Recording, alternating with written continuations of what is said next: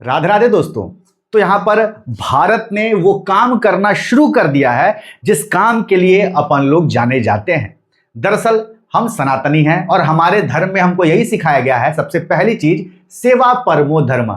सेवा करना ही हमारा परम धर्म है, परम कर्तव्य है। और इसी वाक्य को फॉलो करते हुए यहां पर भारत ने ईरान को मदद पहुंचा दी है। किस चीज की मदद पहुंचाई है? मेडिकल एड पहुंचा दी है वहां पर, मतलब दवा हो गया, मेडिकल इक्विपमेंट्स वगैरह हो गए, वो ईरान में पहुंचा दिए गए हैं। और इस मेडिकल एड को पाकर ईरान भी बहुत ज्यादा खुश है। दरअसल आप सभी को पता है कि ये जो कॉन्फ्लिक्ट चल रहा है ये अपने 20वें दिन में घुस चुका है और इन 20-21 दिनों में अगर आप लोग नजर डालें तो ईरान के अंदर भारी तबाही मचाई है यूएस और इजराइल ने। अब ईरान के लोग जो कि निर्दोष हैं, जिनको कोई मतलब नहीं है कि किसी की भी सरकार है, बहुत सारे ऐसे लोग हैं जो कि बस अपनी जिंदगी जी रहे हैं। हमारे भी देश में, आपके देश में, हर जगह होते हैं भाई साहब। अब इन निर्दोषों की क्या गलती? इनकी जानें जा रही हैं, मेडिकल सुविधा के बिना भाई साहब मरे जा रहे हैं, बुरा हाल है।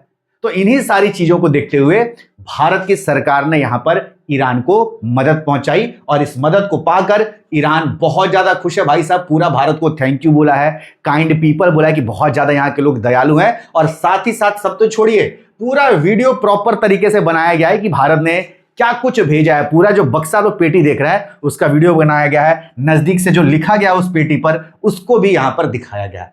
तो इस तरीके से पूरा वीडियो शूट करके यहां पर उन्होंने भारत को थैंक यू बोला है। अब इस वीडियो शूट करने के हम कई सारे मतलब निकाल सकते हैं। एक तो पॉलिटिकल मतलब है भाई साहब कि ईरान यहां पर जला रहा है यूएस और इजराइल को कि ये देखो भारत हमारी मदद कर रहा है। ऑब्वियस सी बात है यार, ये होता ही है, ये चीजें चलती हैं। तो इसका एक ये भी पहलू है, लेकिन ठीक है, ये हमारा काम है, हम निर्दोषों की मदद करते हैं। अगर आपको याद होगा, इजराइल जो गाजा पर भयानक अटैक कर रहा था उस दौरान हमने गाजा में भी मदद पहुंचाई थी, जबकि हम इजराइल के बहुत करीब हैं। इजराइल हमारा बहुत अच्छा दोस्त है। तो ये इजराइल को भी पता है कि हम कहां पर इजराइल के साथ हैं और हम कहां पर इजराइल के साथ नहीं हैं, ये सबको पता है। तो वहां पर भी हमने मेडिसिन खूब पहुंचाई थी, मदद दी थी उनको, और सेम यहां पर हमने फॉलो किया है। हम नहीं सोच रहे कि हमारे यूएस के साथ रिश्ते क्या होंगे, खूब तानातानियां भी चल रही है। इजराइल के साथ हमारे ऑलरेडी अच्छे रिश्ते हैं, उसके बावजूद भी हमने यहां पर क्या किया है? अपना धर्म निभाया है, ईरान को इन मेडिसिन की, इन मेडिकल इक्विपमेंट्स की सप्लाई करके। अब अगर बात करें हम लोग, तो अगर आप रिसेंटली देखेंगे बीते 1-2-3 सालों में, तो हमने दूसरे देशों में खूब मदद पहुंचाई है, पहले भी पहुंचाते रहे। जैसे कोविड के दौरान ही भाई साहब 30 करोड़ से ऊपर वैक्सीन हमने पूरी दुनिया में सप्लाई किए। कई सारे देशों को फ्री में वैक्सीन बांटे हैं भाई, इतनी दरियादिली भारत ने दिखाई है।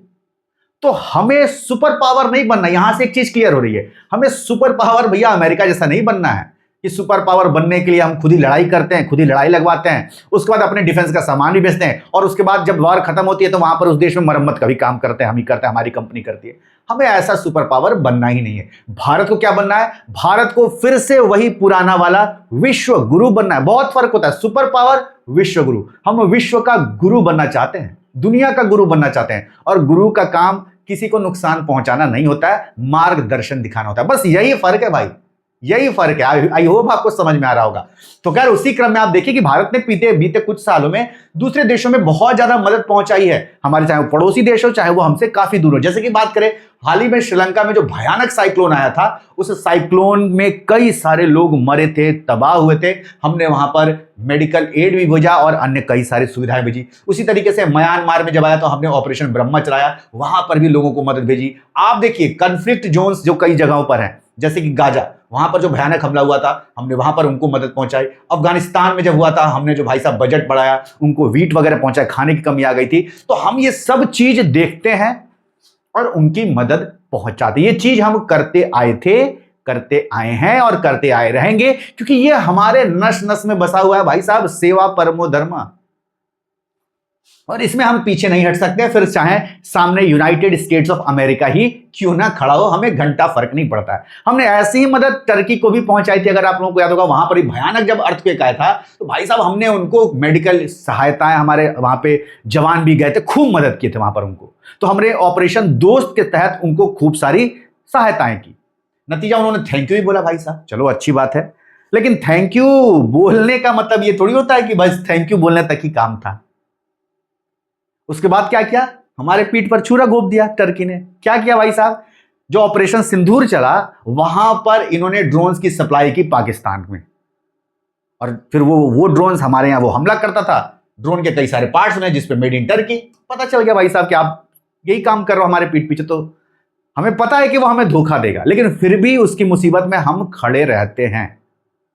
तो ये चीज बहुत अजीब है, लेकिन अब ऐसा ही है, यही है हमारे ब्लड में। क्या ही कहिएगा अब इसको मूर्खता ही कह सकते हैं और कुछ नहीं कह सकते, लेकिन हम ये मूर्खता करने के लिए हमेशा तैयार रहते हैं। सबसे बड़ी बात यह है, बहरहाल यहां पर देखिए, ईरान की बात कर लेते हैं। ईरान को तो हम यहां पर मदद कर रहे हैं, लेकिन पास्ट में ईरान ने हमारी क्या मदद की, अगर हम लोग ऐसे देखें तो 1979 से पहले और 1979 के बाद बात करते हैं। 1979 में इस्लामिक रिवॉल्यूशन होता है, ईरान में भयानक रिवॉल्यूशन होता है, सरकार पूरा तख्ता पलट होती है। 1979 से पहले जो सरकार होती है शाह की, वो अमेरिकन सरकार होती है, अमेरिका के हिसाब से काम करती है। 1979 में जब नई सरकार बनती है और बाद में जब खामनेई इसके प्रेसिडेंट, इसके सुप्रीम लीडर बनते हैं, तो ये जो सरकार बनती है 1979 के बाद, ये सरकार अमेरिका विरोधी रहती है। इन दोनों को आप समझिएगा, यहां से आपको बहुत पिक्चर क्लियर होगा। 1979 से पहले जो सरकार थी ना भाई ईरान में, वो बिल्कुल भारत की मदद नहीं करती थी। लिटरली बिल्कुल वो लोग भारत के खिलाफ थे। क्यों? क्योंकि तब अमेरिका हमारे पूरी तरीके से खिलाफ था। हालांकि खिलाफ अभी भी है, लेकिन फिर भी हमारे रिश्ते बहुत सुधर गए हैं पहले से। तब तो अमेरिका पूरी तरीके से हमारे खिलाफ होता था और पाकिस्तान के पूरी तरीके से पक्ष में होता था। अब ईरान में किसकी सरकार? शाह की सरकार, जो कि पूरी तरीके से किस पे काम करती थी? यूएस के इशारों पे काम करती थी। तो 1965 का युद्ध हुआ, 1971 का वार हुआ, उस दौरान भाई वो लोग पाकिस्तान को ही पूरा मदद किए। साजो सामान सब, बम, गोला बारूद, हेलीकॉप्टर सब पहुंचाए भाई, ये लोग ईरान वालों ने सब पहुंचाया, इन्होंने सब कुछ पहुंचाया। Shah condemned India in 1971 accusing it of interfering in Pakistan internal affair. 1971 में हमने बंटवारा कर दिया था ना, पाकिस्तान को दो हिस्से में बांट दिया था, एक बांग्लादेश नया राष्ट्र बन गया था। तो उस चीज पर इनका यह आया था, इन्होंने यह कहा था कि भाई साहब क्यों इंटरनल अफेयर कर रहे हो पाकिस्तान के मैटर में। तो वो सरकार पूरी तरीके से भारत के खिलाफ ही रहती थी। 1979 में तख्ता बदलता है, सिनेरियो चेंज होता है। यहां पर जब सरकार बनती है, बाद में खामनेई इसके सुप्रीम लीडर बनते हैं। ये जब सरकार बनती है तो ये लोग थोड़ा बैलेंस रखने की कोशिश करते हैं, क्योंकि एक तो ये लोग अमेरिका के खिलाफ, ठीक है, दूसरी बात पाकिस्तान की ये लोग मदद तो करते हैं 1979 के बाद, लेकिन उस तरीके से नहीं जो 1979 के पहले किया करते थे। क्योंकि तब इनको समझ में आता है कि भाई साहब भारत को भी साथ में लेके चलना जरूरी है अगर हमको अच्छी तरीके से ग्रो करना है। क्योंकि पाकिस्तान तब भी यूएस से सटा हुआ था और ईरान की यूएस से पटती नहीं थी। और ईरान में किसकी सरकार थी? उनकी सरकार जिनकी यूएस से पट नहीं रही है। यूएस की पाकिस्तान से पट रही है, लेकिन पाकिस्तान एक मुस्लिम देश है। मतलब समझ रहे हैं आप, मुस्लिम देश का भी समीकरण है, उसको भी ध्यान में रखना है। और चूंकि यूएस के करीब है, उसको भी ध्यान में रखना है। और भारत से भी अच्छे रिलेशन बनाने हैं अब जो सरकार बनती है 1979 के बाद। तो इन सारी चीजों को ध्यान में रखते हुए जो ईरान है 1979 के बाद एक बैलेंस रखने की कोशिश करता है। हालांकि जब भी कश्मीर का मुद्दा आया, जो खामनेई, जिसको कि 28 तारीख के हमले में इजराइल यूएस ने मार गिराया, वो खामनेई हमेशा पाकिस्तान के पक्ष में ही बोला। जी हाँ, जब भी कश्मीर का मुद्दा आया, खामनेई ने हमेशा कहीं ना कहीं पाकिस्तान का साथ ही दिया, बोलने में बात करें। हालांकि पीठ पीछे हमारी कई बार मदद भी की। यूनाइटेड नेशन में पाकिस्तान बहुत बार रिजोल्यूशन लाने की कोशिश किया, लेकिन ईरान वहां पर उसके साथ खड़ा भी नहीं रहा। लेकिन सामने से जब भी मीडिया को देखे तो खामनेई बोले कि भाई साहब भारत ये गलत किया। जैसे कि हमने 2019 में आर्टिकल 370 हटाया, खामनेई ने खुलकर उसका विरोध किया। तो उसके बाद क्या हुआ, 1979 के बाद जब सरकार आई तो ये लोग थोड़ा बैलेंस रखने की कोशिश करने लगे, भारत और पाकिस्तान के बीच में खुल के पाकिस्तान का साथ नहीं दे रहे थे। तो इस कारण से भारत ने भी यहां पर मेडिकल हेल्प भेजी। बढ़िया किया भाई, हमारे रिलेशन तुम्हारे साथ वैसे खराब नहीं है, हम तुम्हारे यहाँ इन्वेस्टमेंट किए हुए चाबहार पोर्ट में, तो हमारा ये फर्ज बनता है कि हम तुम्हारी मदद करें। और जहां तक पॉसिबल हो सके वहां तक हम मदद करते भी हैं, और वही काम हमने यहां पर किया है ईरान को मदद देकर। बहरहाल हमने मेडिकल की यहां पर सप्लाई की है, दवाओं की सप्लाई की है। लेकिन आप सबकी जानकारी के लिए मैं यह भी बता दूं कि जिस तरीके से इस यूएस ईरान वॉर के दौरान जो क्रूड ऑयल के प्राइसेस बढ़ रहे हैं, उसी तरीके से अब खबरें आ रही हैं कि भाई साहब मेडिसिन के भी दाम आने वाले समय में बढ़ेंगे। कुछ समय बाद, अभी नहीं, अचानक से नहीं, लेकिन मेडिसिन के भी दाम बढ़ने वाले हैं। क्यों बढ़ने वाले हैं? क्योंकि ये जो मेडिसिन का सबसे छोटा एलिमेंट होता है जहां से मेडिसिन बनना शुरू होता है, समझिए जो बिल्डिंग ब्लॉक होता है, समझिए मेडिसिन का सेल समझ लीजिए। जिस तरीके से हमारा बॉडी का सबसे छोटा पार्ट सेल होता है, वहां से हमारे बॉडी का निर्माण होता है, उसी तरीके से हम लोग बात करें जो मेडिसिन होते हैं, कई सारे मेडिसिन का जो सेल होता है, सबसे छोटा पार्ट होता है, वो कहां से डिराइव होते हैं? इन्हीं क्रूड ऑयल को पूरी तरीके से प्यूरिफाई वगैरह करके, जो उनको पूरा प्रोसेस किया था, सिंथेसाइज किया था, वहां से डिराइव किया। जैसे कि बेंजीन से कई सारे मेडिकल प्रोडक्ट्स बनते हैं, वो कहां से डिराइव होता है? ऑयल से ही डिराइव होता है। उसी तरीके से उनको प्रोसेस करके बनाया था। तो इस कारण से क्या हो रहा है? इस वॉर के कारण क्रूड ऑयल के प्राइसेस बढ़ रहे हैं, और उसकी वजह से क्या होगा? इनके दाम बढ़ जाएंगे, मेडिसिन के दाम बढ़ जाएंगे। इसके अलावा जो पैकिंग के एलिमेंट होते हैं, जैसे कि एल्यूमिनियम वगैरह हो गया, प्लास्टिक हो गया, उसके दाम बढ़ने शुरू हो गए इसकी वजह से, इस वॉर की वजह से। इस कारण से क्या होगा? क्योंकि पैकिंग का भी जब दाम बढ़ेगा तो मेडिसिन तो पैक होकर ही आता है ना भैया, तो अल्टीमेटली मेडिसिन का भी कॉस्ट बढ़ जाएगा। तो इस तरीके से कई सारे कारण हैं जिसकी वजह से मेडिसिन के भी दाम बढ़ेगा। ऊपर से ऑब्वियस सी बात है, यहां पर कॉस्टिंग बढ़ेगी क्योंकि ट्रांसपोर्टेशन चार्ज बढ़ रहेगा। क्रूड ऑयल के दाम महंगे हो रहे तो ट्रांसपोर्टेशन बढ़ जाएगा, उस कारण से भी मेडिसिन के दाम बढ़ जाएंगे। तो इस चीज को भी दिमाग में आप लोग रखिएगा। बहरहाल भारत, आप बताइए कि कैसा काम किया यहां पर भारत ने ईरान को मेडिसिन की सप्लाई करके। हालांकि कई सारे लोग अब कंफ्यूजन में होंगे कि भारत ने ये क्या किया भाई।